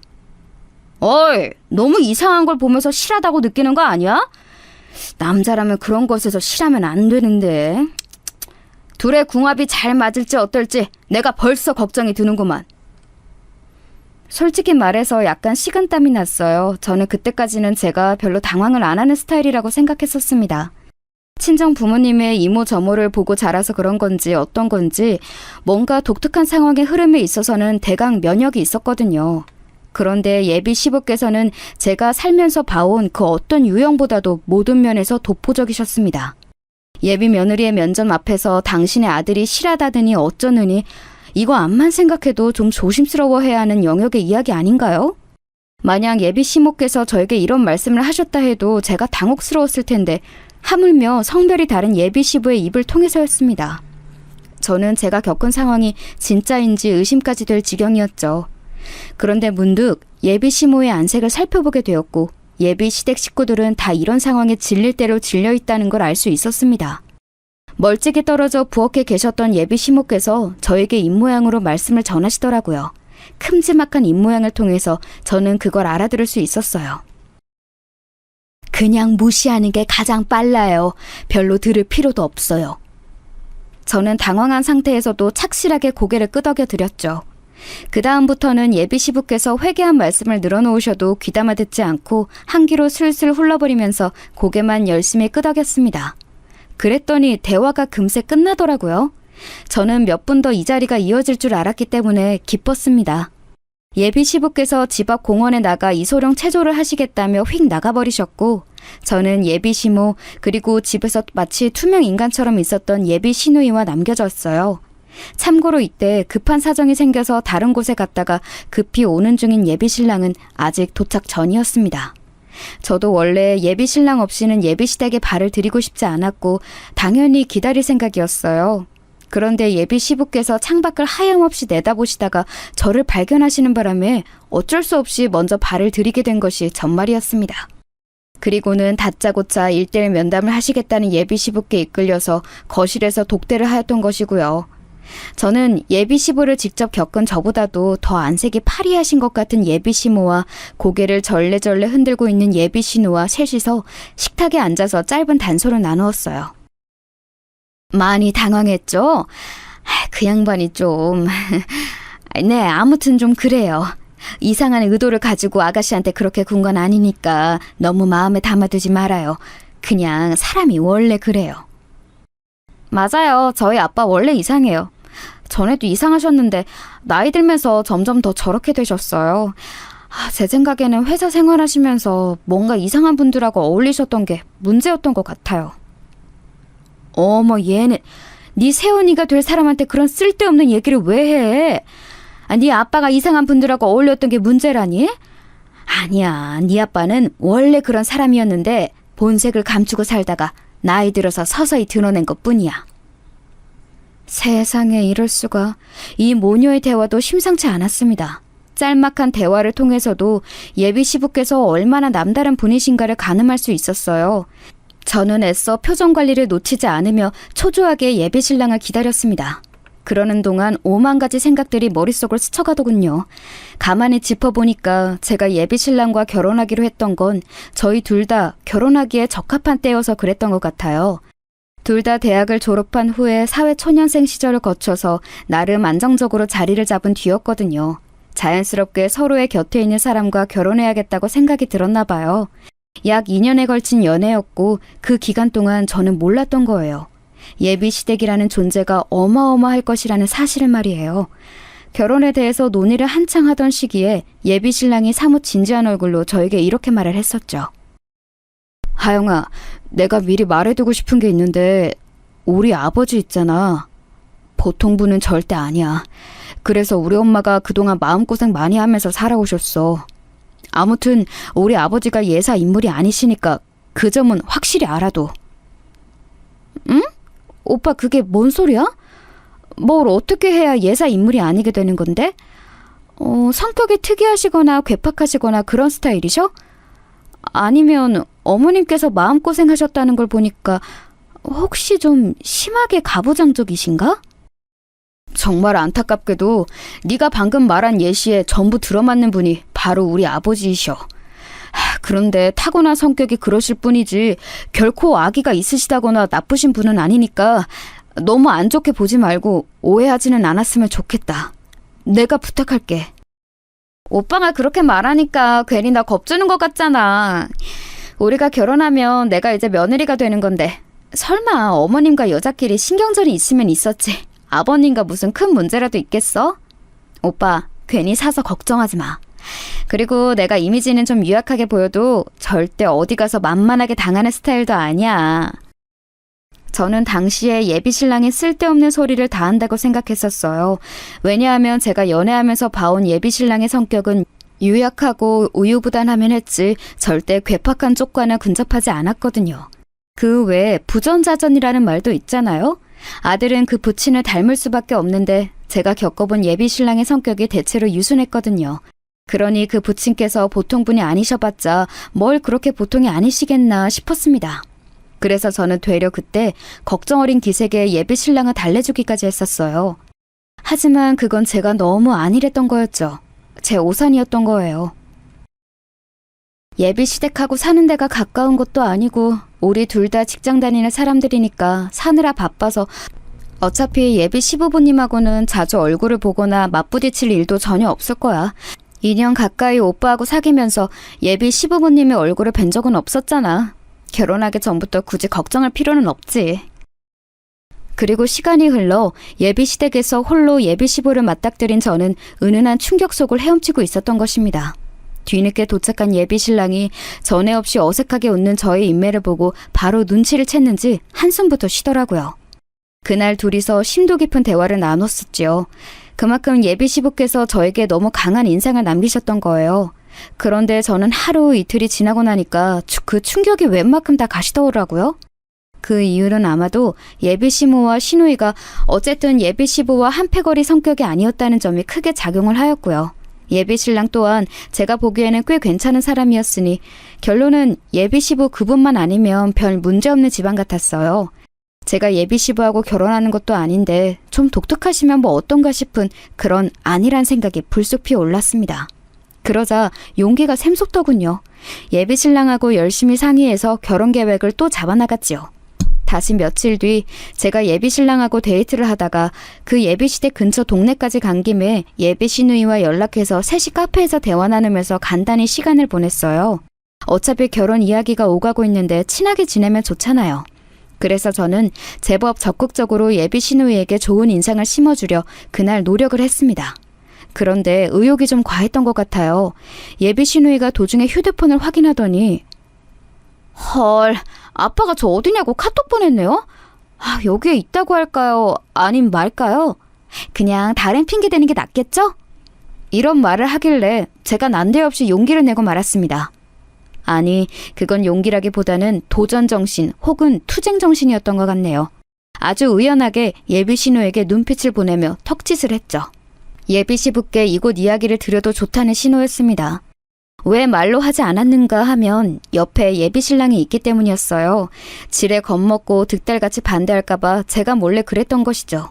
예비 시누이는 제 말대로 자기 부친께 답장을 했는데 정말 농담 아니고 한 5분이나 지났을까요? 고작 그것밖에 안 지났는데 카페로 예비 시부께서 오셨습니다. 저번에 댁에서 뵈었을 때는 그냥 아주 무난하게 차려입고 계셨다는 인상만 남아있었는데 본격적으로 외출복을 입으신 모습은 남다르시더라고요. 젤이 듬뿍 발린 머리는 그 머리를 지나간 빛이 어떻게 생겼는지 알려주듯 결이 다 살아있었고요. 노란 형광 반팔티는 목깃이 위로 치솟아 있었고 그때가 초저녁이었는데 선글라스를 쓰고 계셨어요. 바지까지는 차마 시선을 내리지도 못한 채 저는 거의 반사적으로 일어나서 꾸벅 인사부터 드렸습니다. 어이, 또 보네? 안 그래도 내가 해줄 이야기들이 많아서 곧 다시 봤으면 했는데. 저를요? 네, 아버님. 사실 저도 그때는 너무 경황이 없었던지라 좀 차분한 마음으로 다시 뵈었으면 했습니다. 그래? 어이, 배짱이 꽤 두둑하구먼. 전생에 나라를 구한 여장군이었다고 농담을 하고 싶지만 가만 생각해보면 내 사전에 여자가 장군인 법은 없으니까 그런 말을 꺼낼 수가 없지. 안타깝네. 아니, 이미 충분히 다 말씀하신 것 같은데 일단 앉으세요. 아버님 커피 드시겠어요? 아니면 다른 음료도 여기에 많아요. 따뜻한 과일차가 여기서 인기라고 적혀있던데 그건 어떠세요? 어이, 잘 기억해도 남자는 시베리아 한복판에서 얼어 뒤져가도 얼음 띄운 아이스만 마신다. 왠지 딱 느낌이 우리 창선이 놈이 기가 빠져가지고서는 뜨뜻미지근한 걸 마셨댔나 뭐지? 아니요, 창선 오빠는 그런 걸 딱히 안 가리고 그날 끌리는 걸 고르는데요. 그치, 오빠? 제가 예비 신랑에게 넌지시 물었는데요. 예비 신랑이 대답은 않고 이새로 입술을 꽉 깨물더라고요. 눈치로 보건대 왠지 너무 이 상황에 창피해서 그러는 것 같았습니다. 그러자 괜히 예비 신랑에게 미안해져서 예비 시부의 음료를 같이 주문하러 가자고 제가 팔을 잡아 끌었어요. 그리고 같이 주문하는 곳으로 가면서 제가 자초지종을 설명한 뒤 미안하다고 사과했죠. 예비 신랑은 이미 이렇게 된 거 어쩌겠냐면서 쓴웃음만 지었어요. 음료가 금방 나올 것 같길래 그 앞에서 그냥 기다렸다가 완성된 음료 가지고 둘이서 자리로 돌아갔습니다. 그랬다가 깜짝 놀라고 말았어요. 그 몇 분 안 되는 사이에 예비 시모와 시누이가 대판 싸운 모양이었습니다. 분위기가 장난 아니더군요. 혹시 무슨 일이 있었나요? 제 착각인지는 몰라도 그 사이 분위기가 많이 가라앉은 것 같은데요. 죄송한데 저는 먼저 가볼게요. 아빠 때문에 너무 짜증나서 더 여기에 같이 있기가 싫어졌어요. 이놈의 집구석, 내가 얼른 어떻게든 탈출하든가 해야 저 꼴을 안 볼 텐데. 예비 시누이가 이를 박박 갈면서 가방을 챙겨 휙 나가버리는 게 아니겠어요? 당황한 제가 예비 신랑과 눈빛 교환을 했죠. 그러자 예비 신랑이 자기 여동생을 살피러 얼른 뒤를 따라 나갔습니다. 남겨진 제가 갑자기 찾아오는 두통을 느끼며 자리에 앉았는데 그때 예비 시부께서 엄청 의기양양한 표정으로 저에게 이런 말씀을 날리셨죠.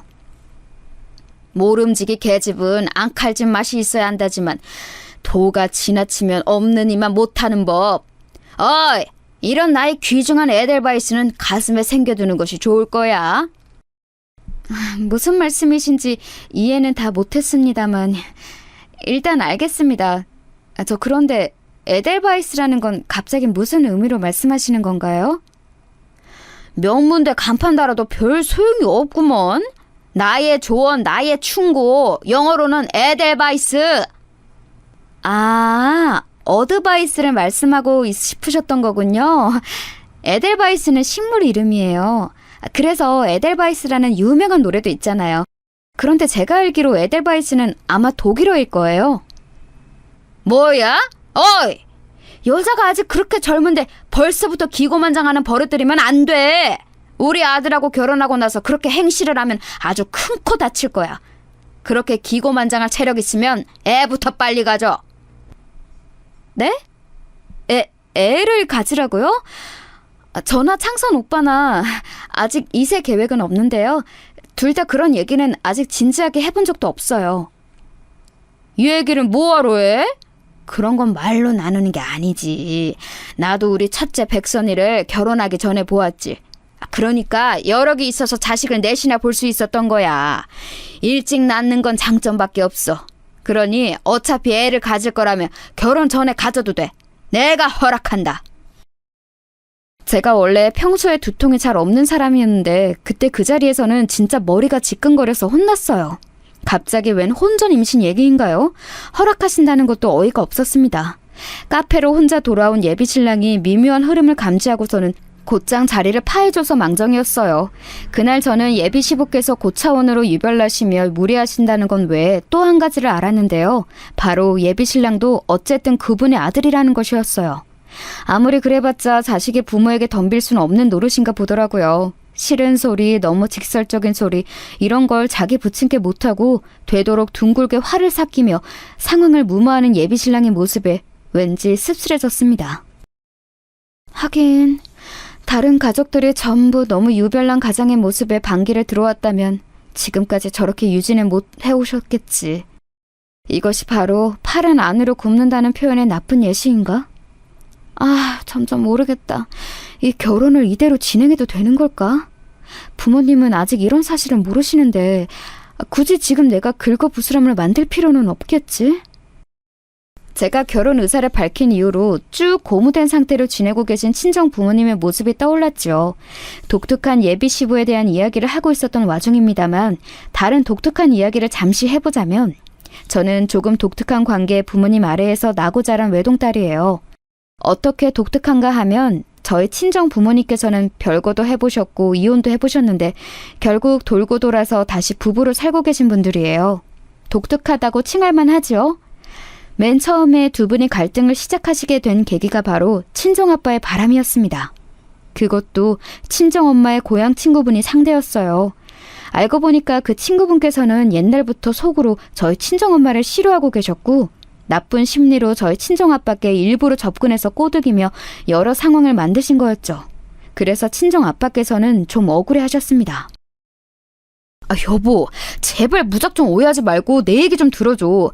당신 친구라는 그 여자가 작정하고서 이렇게 상황을 만든 거야. 넘어갔던 나도 참 못난 놈이고 나쁜 놈이지만 애초에 상황이 안 좋았다고. 지금 그걸 변명이라고 하는 거야?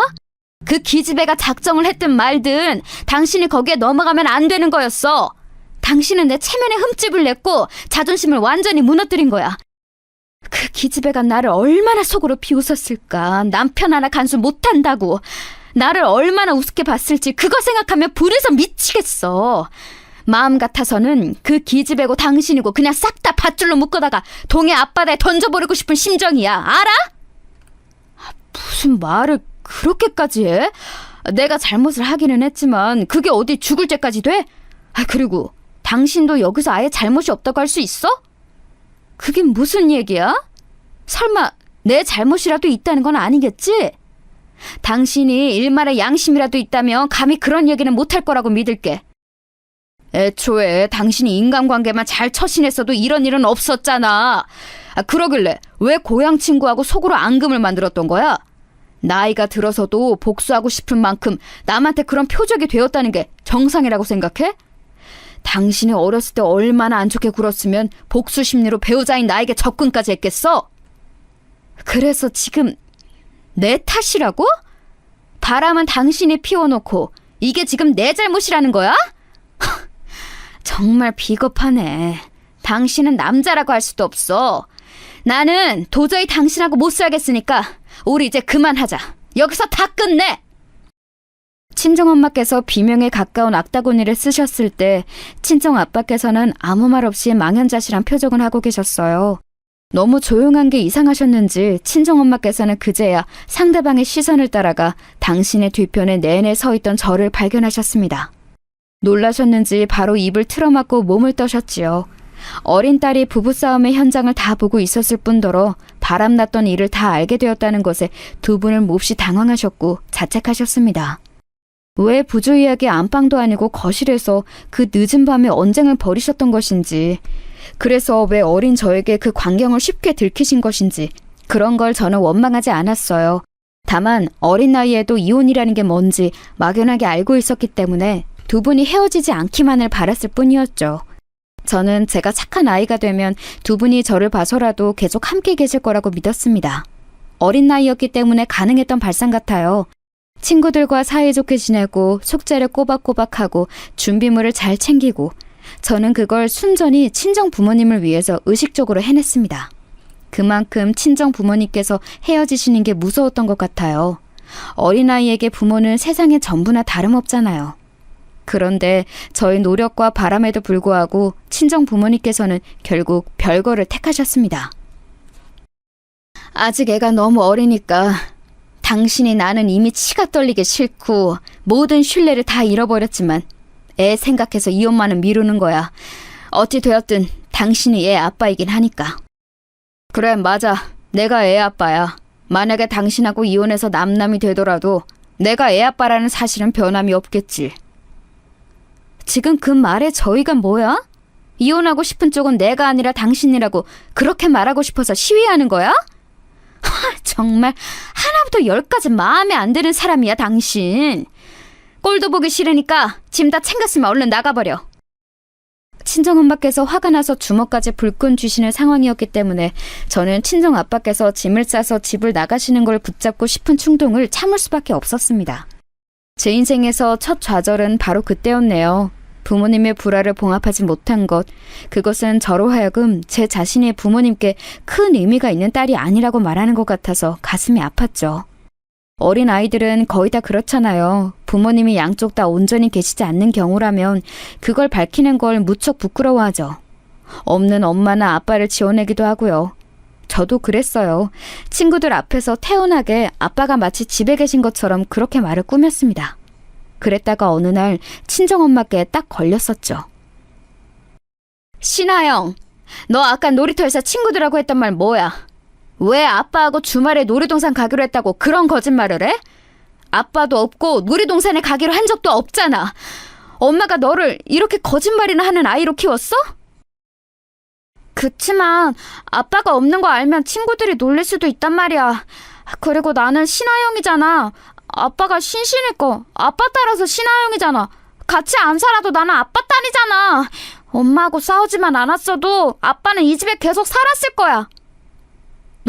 너 이게 어디서 막 울면서 엄마한테 버릇없이 소리를 질러? 너도 아빠가 잘못했다는 거 알고 있잖아. 아빠는 잘못을 저지른 사람이야. 그러니까 엄마가 아빠하고 싸우는 건 어쩔 수 없는 일이었어. 잘못을 저질렀어도 아빠는 우리 아빠야. 엄마는 그러면 이제 아빠가 우리 아빠가 아니라고 생각해? 그건... 아빠는 우리 아빠 맞지. 우리 하영이 아빠가 맞지. 우리 하영이 언제 이렇게 말대꾸도 맹랑하게 갈 만큼 커버렸담? 참나, 아주 못된 벌을 들었다고 아빠한테 다 일러줘야겠네. 친정엄마의 자조적인 혼잣말에 그렇게 반가울 때가 없었어요. 그건 친정아빠하고 연락하시겠다는 말처럼 들렸으니까요. 저는 순수하게 기뻤습니다. 두 분이 다시 함께 사시게 될 것만 같았어요. 그러나 저는 곧 어린 나이에 세상이 그렇게 호락호락하게 돌아가는 것이 아니란 걸 깨닫게 되고 말았습니다. 저의 말대꾸 그 작은 계기로 친정엄마께서는 약간 마음이 누그러지셨고 어찌되었건 친정아빠는 당신의 남편이자 저의 친부라는 생각을 하셨던 것 같아요. 그래서 과일, 영양제 이런 것들을 사들고 친정아빠께서 혼자 살고 계시는 원룸에 찾아가셨던 겁니다. 한 손에는 커다란 장바구니를 다른 한 손으로는 제 손을 쥐고 계셨죠. 초인종을 누른 건 그럴 수 있는 손이 남아있던 저였어요. 두근거리는 심정으로 문을 열고 나온 친정아빠를 기대했죠. 그런데 문을 열고 저희 모녀를 맞이했던 건 친정아빠와는 전혀 다른 인물이었습니다. 아예 모르는 인물은 아니었죠. 왜냐하면 친정아빠와 바람이 났었던 친정엄마의 고향 친구분이셨으니까요. 무심코 현관문을 여셨던 그분이 놀라 굳어버리셨고 친정엄마께서는 장바구니와 저의 손을 동시에 놓으셨어요. 그리고는 그분의 머리채를 잡아채신 뒤 엄청난 난투극을 벌이셨죠. 그분도 반격을 하셨지만 친정엄마의 상대가 되지는 못하셨습니다. 놀란 저는 발만 동동 구르다가 울음을 터뜨렸고 잠시 근처에 외출하셨던 친정아빠께서 돌아오셨을 때는 친정엄마께서 상황을 끝내신 뒤였어요. 그분께서는 머리가 산발이 되어서 쌍코피까지 터시진 채로 바닥에 무릎을 꿇고 눈물을 흘리고 계셨죠. 그 엄청난 광경에 친정아빠께서는 경악을 하셨고 친정엄마께서는 마지막 통보를 남기신 채 저희 손을 잡아 끌고 그곳을 벗어나셨습니다. 당장 이혼해. 공동재산은 전부 다 내 몫이야. 당신이 유책 배우자이고 하영이는 내가 키울 거니까. 의의 없지? 이 쓰레기만도 못한 자식아. 제가 슬쩍 돌아봤을 때는 친정아빠께서 고개를 푹 떨구신 채였어요. 그런데 밖으로 나오니까 구급차 한 대가 가까워지고 있었더라고요. 아마도 크게 다치신 그분 때문인 것 같았는데 그제야 저는 깨달았어요. 친정엄마께서 그분에게 감정적인 보복을 하셔놓고도 그 상황에서 구급차를 부르셨다는 걸 말이죠. 어른의 세계란 무척이나 복잡 미묘하다는 생각을 했었습니다. 그렇게 친정 부모님 두 분은 이혼을 하셨고 제가 다시 친정 아빠를 뵐 수 있는 길은 없었어요. 친정 엄마께서 절대 허락해주지 않으셨기 때문이었죠.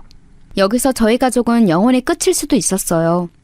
하지만 두 분의 이혼, 그 이후로 정확히 1년 외할아버지께서 뇌졸중으로 쓰러지면서 상황이 바뀌었어요. 이때가 불과 큰이모께서 교통사고를 당해 대수술을 받으신 지 며칠 지나지 않았던 때였습니다. 외가 식구들이 모두 힘들어했고 외할아버지와 무척 사이가 좋았던 친정엄마께서 그 중에서도 가장 힘들어하셨죠. 엎침 대 덮친 격으로 친정엄마께서는 갑상선이 안 좋다는 진단을 받고 약을 복용하게 되셨어요. 우울해하시는 친정엄마를 보며 저는 제가 도움을 드릴 수 있는 것에 한계가 있음을 깨닫고 있었고요. 제가 100점을 받은 시험지를 보여도 어색하게 웃으실 뿐이었고 편지를 써드려도 어깨 마사지를 해드려도 잠깐 좋아하시는 게 다였어요. 그랬던 분을 움직이신 게 바로 친정아빠이셨습니다. 장일 어른 소식 들은 이후로 내내 당신 걱정을 했어. 힘들어하고 있을 것 같았는데 역시 내 예상대로네. 기운 차리라고 억지로 그러지 않을 테니 밥이나 제때 잘 챙겨 먹어. 불쑥 찾아와서 웬 참견이야? 누가 당신 보고 와달라고 그랬어? 뻔뻔한 것도 정도가 있지. 그 면상을 잘도 나에게 들이밀어? 그래, 욕하고 화내고 실컷 어디 마음대로 해봐. 그런데 내가 사온 밥은 먹고 해. 이거 비싼 거니까 행여나 버릴 생각은 하지 마. 음식 가지고 그러면 천벌받아. 얼씨구, 천벌받을 짓 한 사람이 누군데 나한테 그런 말을 하셔? 친정엄마께서 그러시는 동안 저는 이미 수저를 들고 있었어요. 왜냐하면 친정아빠께서 제 것도 같이 사오셨거든요. 제가 허겁지겁 음식을 먹기 시작하자 친정엄마께서도 못 이긴 척 젓가락을 집어드셨죠. 저는 사실 그때 배가 안 고팠는데 두 분을 위해서 먹었던 거였어요. 저는 두 분의 유일한 자식이었지만 그럼에도 두 분의 유일한 영역이 되지 못한다는 걸 알고 있었고 어른들끼리 서로가 해결해 줄 수 있는 게 존재한다고 생각했거든요. 조용히 밥을 먹는 모녀를 쳐다보던 친정아빠께서 나지막이 이야기를 시작하셨어요. 그건 정말로 본인이 천벌받는 짓을 했다고 보는가 이런 이야기였는데요. 듣다가 제가 깜짝 놀라고 말았습니다. 왜냐하면 그건 그날의 전말이자 진실이었기 때문이에요. 친정아빠께서 계시던 그 집에 그분이 그날 오셨던 건 각서를 쓰기 위함이었다고 합니다. 그분께 다시는 우리 부부에게 어떤 식으로든 접근하지 않겠다는 각서를 친정아빠께서는 받으려 하셨고 그분께서는 다른 남자 문제로 친정아빠께 도움을 받고자 하셨다네요. 그래서 잠깐 오신 것이었고 집에 물이 없어서 친정아빠께서 잠시 편의점에 가신 그 찰나 기가 막힌 타이밍에 저희 모녀가 당도했던 거였죠. 마치 운명의 장난처럼요. 그때 일의 증거로 친정아빠께서는 해당 내용의 각서도 가지고 계셨고 심지어는 음성 녹음 파일도 가지고 계셨는데 그 시간대가 저희 모녀가 그곳에 도착하기 이전이었어요. 그러니까 일부러 변명을 만드시려고 나중에 꾸며내신 것이 아니란 거였죠. 그때는 해명해도 소용이 없겠구나 싶었어. 심적으로 많이 지쳐있기도 했었지. 그리고 당신이 그 여자를 너무 많이 때려놨던 탓에 이혼이라는 파국이라도 보여주지 않으면 그 여자가 무조건 당신을 고소하고 가만 안 둘 기세였거든. 지금 와서 이런다고 내가 당신을 받아주기나 할 것 같아? 꿈 깨! 친정엄마께서는 무척 단호하셨으나 표정을 보니까 혼란스러워하고 계신다는 게 보였어요. 친정아빠께서는 만약 다시 부부 사이로 돌아간다면 남은 일생 동안 친정엄마만을 위해 충성하고 제 뒷바라지에 모든 최선을 다하겠다며 맹세를 하셨습니다. 그런 얘기를 들으시고도 시큰둥하게 반응하셨던 친정엄마이셨지만 외할아버지께서 결국 돌아가시는 큰 아픔을 함께 나누시면서 점점 예전의 부부 같은 모습으로 돌아가셨고 제가 성인이 되던 해에 다시 정식으로 부부가 되셨습니다. 하여간 우리 마누라하고 우리 딸을 건드는 놈이 있거든. 나는 절대로 가만 안 둬. 그리고 친정아빠께서는 저런 말씀을 심심하면 입에 담는 분이 되셨죠. 저는 저 소리를 하도 들어서 시간이 지나자 별 감흥도 없어졌어요. 그런데 예비신랑하고 결혼 이야기를 주고받으면서부터는 살짝 신경이 쓰이더라고요. 하영아, 나는 암만 생각해도 그 창선인지 총선이지 않은 비실이 청년보다 우리 하영이가 100배 1000배 더 아까운 것 같은데 꼭 이렇게 어린 나이에 시집을 가야겠니? 아빠, 무슨 소리를 하시는 거예요? 저 이제 어린 나이 아니에요. 친구들 중에서 일찍 시집간 얘는 첫째가 벌써 초등학생인데요? 창선 오빠가 비록 저보다 학벌은 부족해도 직장 탄탄하고 자기 개발에 관심 많아서 끊임없이 발전하는 사람이라서 솔직히 저는 저보다 훨씬 나은 인물이라고 봐요. 우리 딸이 아빠 앞에서 다른 남자를 두둔하는 걸 보니까 아주 가슴이 찢어지는구나. 그 집안 사람들은 좀 어때? 몇 번 만나봤다면서? 어쨌다 저쨌다 하는 감상편을 내가 못 들어본 것 같네? 양친께서는 어떤 분들이시니? 너무 좋으신 분들이에요. 어머님은 수수하시고 그냥 되게 평범하시고 그런데 아버님이 살짝 쾌활하시죠. 네, 아주 그냥 유쾌하세요. 독특한 언행을 가끔 선보이시기는 하는데 별로 크게 신경 쓰이지는 않아요. 그래? 나는 우리 하영이가 괜찮다고 하면 최대한 다 맞춰서 생각할 수 있지. 설마 사돈 되시는 분께서 상식 밖으로 행동하시거나 아주 무례하거나 하시지는 않을 거 아니야. 세월이 흘러 아내와 딸에게 잘하며 가정적인 분으로 살아가시는 친정아빠의 모습 참 보기 좋았으나 예비시부의 막장스러운 면모를 맛보았던 저로서는 안 좋은 충돌이 일어날까봐 살짝 걱정도 되었어요. 저는 그것이 기우이기를 바라며 일정 때문에 어쩌다 보니 굉장히 급하게 빨리 잡힌 상견례에 참석하게 되었습니다. 제가 외동인 관계로 상대 측도 예비신랑만 오고 형제들은 안 왔어요. 조촐하고 단란한 자리였죠. 그날 저는 백화점에서 사뒀던 베이지색 원피스를 입었고 친정아빠께서는 네이비색 계열의 정장, 친정엄마께서는 가장 점잖은 까만색 투피스를 입으셨습니다. 까만색 투피스라 함은 쉽게 상상이 되시지요? 가장 흔한 치마 정장이라고 보시면 돼요. 그럼에 폼이 넉넉하지는 않고 몸에 좀 붙는 스타일의 옷이었어요. 그 옷은 당시에 그렇게 입는 게 유행이었고 흔한 디자인이었습니다. 그런데 예비시부께서 저희 친정엄마와 처음 인사를 나누실 때 과한 반응을 보이시더라고요. 이야, 패션이 아트인지 옷걸이가 아트인지 모르겠네요. 참고로 아트는 예술이라는 의미입니다. 영어라면 무조건 지적을 해대는 우리 총명한 예비 며느리 때문에 제가 설명을 덧붙이네요. 그 말씀을 곱씹어 봤다가 제가 얼굴이 좀 화끈거렸네요. 친정 부모님께서 의문 가득한 얼굴로 동시에 저를 힐끗하셨거든요.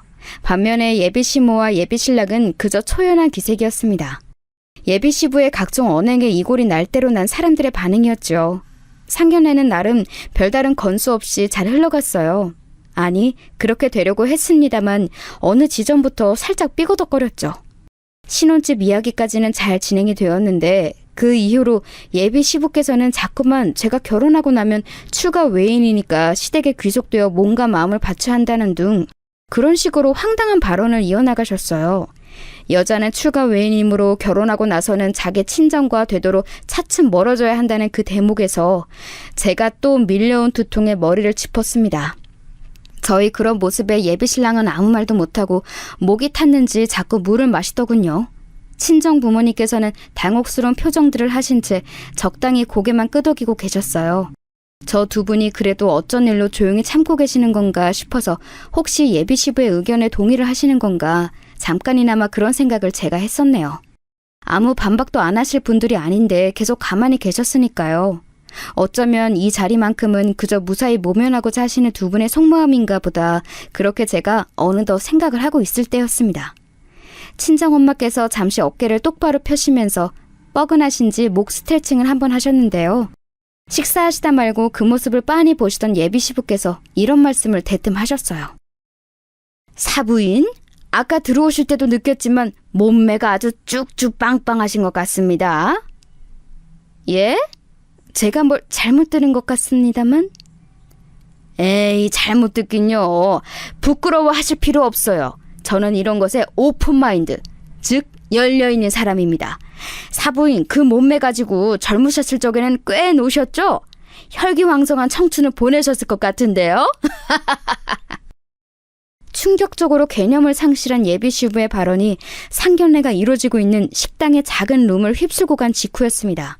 그 경박한 웃음소리가 끝나기도 전에 친정 아빠께서 자리에서 벌떡 일어나셨어요. 그 바람에 테이블이 조금 흔들렸는데 아랑곳하지 않으시고 오히려 친정 아빠께서는 테이블을 아예 뒤집어 엎어버리셨습니다. 그 돌발 행동에 제가 깜짝 놀랐고 모두가 경악했어요. 엄청난 소리와 함께 엎어진 테이블을 내려다보며 친정 아빠께서 외치셨습니다. 결혼 같은 소리 하고 있네. 그냥 싹 다 엎어! 이딴 무식한 집안에 우리 딸 하영이 절대 시집 못 보내. 출가 외에는 무슨... 당신 내 손에 오늘 그 가출한 정신머리가 끝장날 줄 알아. 감히 내 마누라에게 그딴 망발을 짓거려? 아니 이보쇼, 이 무슨 경우 없는 행동이람? 어라? 사람 멱살은 왜 잡아? 이거 안 놔? 야 청산아, 너 뭐하냐? 얼른 나 안 도와주고. 여보, 당장 경찰 불러. 빨리 신고해. 친정아빠께서는 믿을 수 없게도 예비 시부의 멱살을 잡아쥐고서는 그대로 끌고 나가셨어요. 그 모습이 마치 복날에 끌려가는 개처럼 보였네요. 예비 시모께서는 놀란 가슴에 떨리는 손으로 휴대폰을 찾아서 신고를 하려고 드셨지만 그걸 막은 손길이 있었으니 바로 친정엄마이셨습니다. 저희 남편 비록 저렇게 나가기는 했어도 사람 해하고 그럴 위안은 못 돼요. 그러니 신고는 그만두세요. 아니 그래도 그 양반이 답지 않게 안색이 파리해져서 끌려나가는데 어떻게 아무것도 안 해요. 예, 창선아, 너 얼른 네 아버지한테 안 가보고 뭐해? 제가 이 상황에서라도 이 말씀을 꼭 드려야겠습니다. 사돈 어른, 지금 바깥분께서 보이신 언행이 과연 적절하다고 생각하시나요? 오랜 세월 같이 사셔서 기행에도 둔감해지신 건가요? 아닌 건 아니라고 분명히 말을 해야죠. 저는요, 지금 저희 딸의 엄마로서 드리는 말씀이 아니라 사돈 어른께 여자 대 여자로서 측은지심이 들어서 이러는 겁니다. 측은지심이라고요? 저한테요? 제가 그 양반이 막무가내인 거, 눈살 찌푸려지게 하는 짓만 골라서 하는 걸, 그걸 감내하면서 살기는 했습니다만 어느 정도 조절이 가능하다고 여겨왔어요. 그 조절 안 되는 거 아시잖아요. 저는 여기 딱 들어왔을 때 두 내외분의 표정이며 분위기를 보고 딱 알았어요. 사돈 어른께서 관성적으로 참고 살아오셨다는 것을요. 같은 기혼 여자니까, 자식 있는 엄마니까 저는 그걸 바로 알 수 있었습니다. 사돈 어른, 이 결혼은 없던 일로 하겠다는 말씀보다도 계속 이렇게 사시지는 말았으면 좋겠다는 말씀을 더 먼저 드리고 싶은 제 심정, 부디 잘 알아주셨으면 좋겠네요. 친정엄마께서는 제 손을 잡아 끄셨고 저는 군말 없이 따랐어요. 지금은 스스로의 무력감에 망연자실한 예비신랑을 살피는 것보다 친정엄마의 뜻을 따르는 게 우선이라고 여겼거든요. 주차장에 가서 잠시 기다리니까 친정아빠께서 오셨습니다. 그 인간 으슥한 비상구로 끌고 가자마자 나한테 무릎부터 꿇고 용서를 빌더라. 그냥 허세와 객기를 부려본 것일 뿐 그 이상 그 이하도 아니었다면서 두려움에 질려서 필사적으로 비는 걸 보고 상대할 가치도 못 느꼈어. 하영아, 이 결혼은 아니야. 알았지? 저 창선 오빠만큼 저에게 맞는 신랑감도 없을 거라고 생각했었어요. 하지만 두 분의 뜻을 거스를 정도는 아니에요. 왜냐하면 두 분은 결혼의 달인이시잖아요. 제가 무조건적으로 따라야죠. 저는 씁쓸하게 웃고는 친정 부모님과 함께 다른 곳으로 이동해서 식사를 했습니다. 휴대폰은 꺼둔 채로요. 식사하면서 이런저런 대화를 많이 나누었어요.